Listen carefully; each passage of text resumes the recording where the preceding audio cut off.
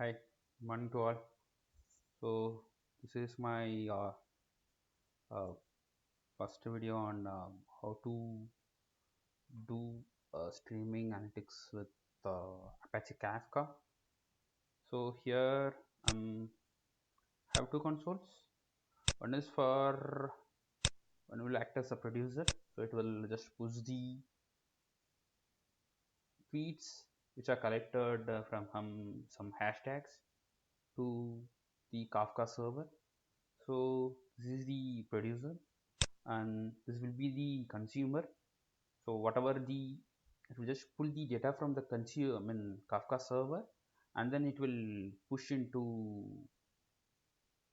Elasticsearch, NoSQL text search database. So from there now we are viewing the dashboard. So it's a kind of 10 minutes works to just creating these dashboards.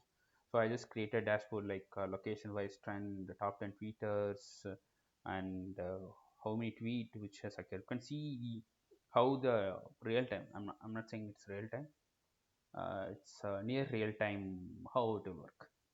Okay. Okay, thank you.